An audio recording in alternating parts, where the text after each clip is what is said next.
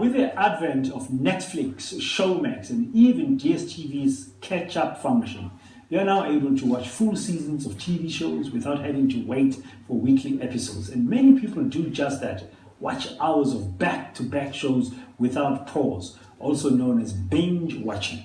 Recent reports show that the average teenager spends more hours consuming media than sleeping.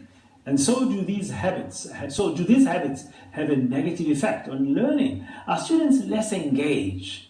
Well, joining us to help us answer some of these questions in the Durban studio this morning is Craig Blewett from the School of Information Systems and Technology at the University of KwaZulu-Natal. Craig, good morning and thank you very much for your time.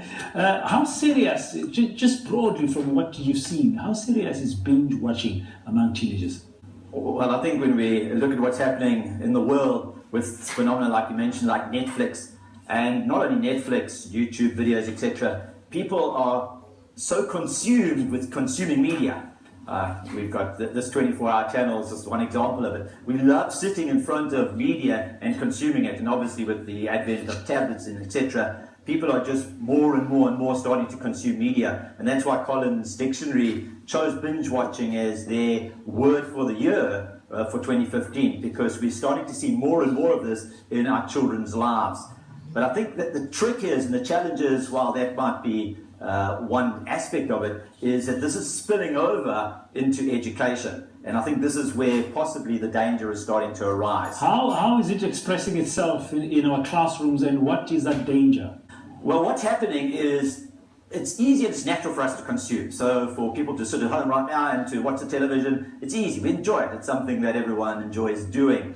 And so it's a natural part of us to want to consume. And so what's happening in South Africa, as with the rest of the world, we've realized that we have to change our classrooms because the model we've got at the moment is just not working. We're just having too many issues in our schools. We're having to medicate our children all the time. So we realize they're overstimulated. So we want to do something about it. So the natural solution, educational technology. So what are we doing? Teachers are rushing to say, yes, let's put technology into the classroom.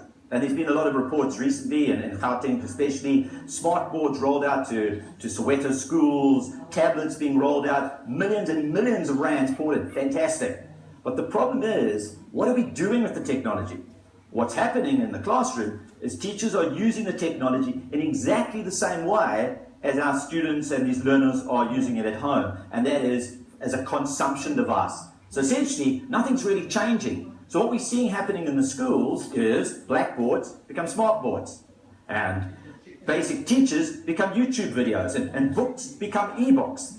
And all of these are consumption devices. So the children are sitting there passively consuming content. Now it's just from an e-book. Now it's from a smartboard. Now it's from a tablet. And we're actually feeding that consumption mentality. And whereas technology just gives us the opportunity to do so much more.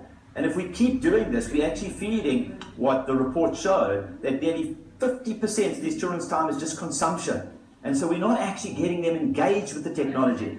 And we're in danger of a huge problem. It was quite recent in America that there was all over the news, it was the failed Los Angeles iPad program. Billions of dollars wasted. Apple invested hugely into iPads, rolled out across Los Angeles, and the project was declared a huge failure. And we're still seeing the ripples of that. How can our classrooms... We're going to see the same thing. Yeah, Craig, then how can we move from that passive consumption of content to engaged classrooms, to creative classrooms? Well, that's an excellent question. Because when we look at the research, and the research that was released recently by Common Sense Media, they looked at what are kids doing. And as you mentioned at the start there, they're spending more time on their media than they are sleeping.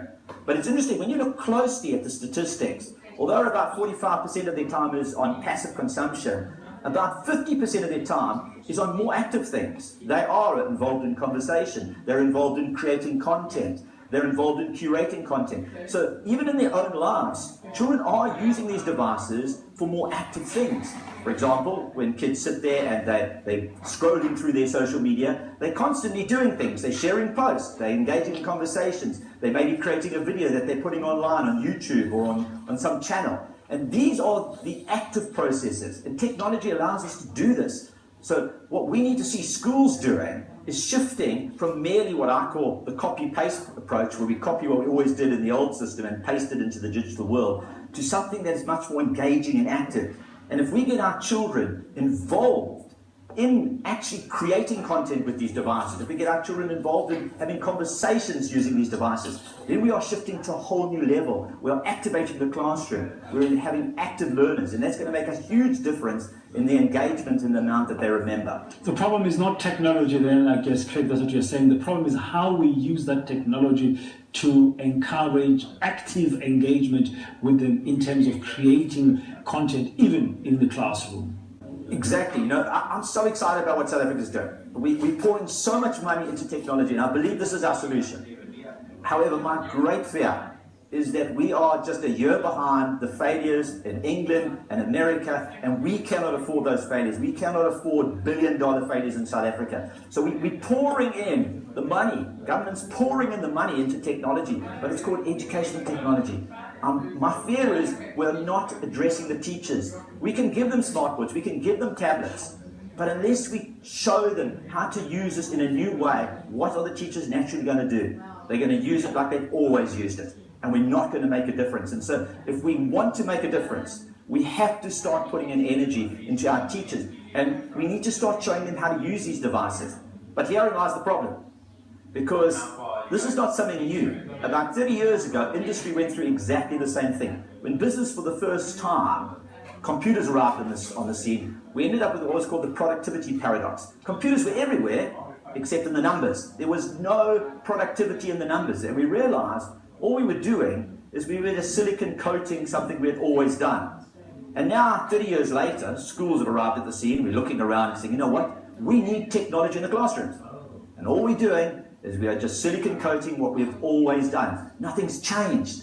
And so we need people who are going to advise our schools and say, there are new ways of doing this. We need to rethink how we use technology. We can't simply copy what we've always done and paste it into the online world. It's not going to work. All we're going to do is we're going to encourage these bad habits of just pure consumption, when there's so many much more exciting things we could do with technology. And I think that's the key, is investing in the training of our teachers, and that's what I think we need to do much more of. Thank you very much. Craig Blewett from the School of Information Systems and Technology and at University of KwaZulu-Natal. A short break coming up now. Your sport and weather will follow.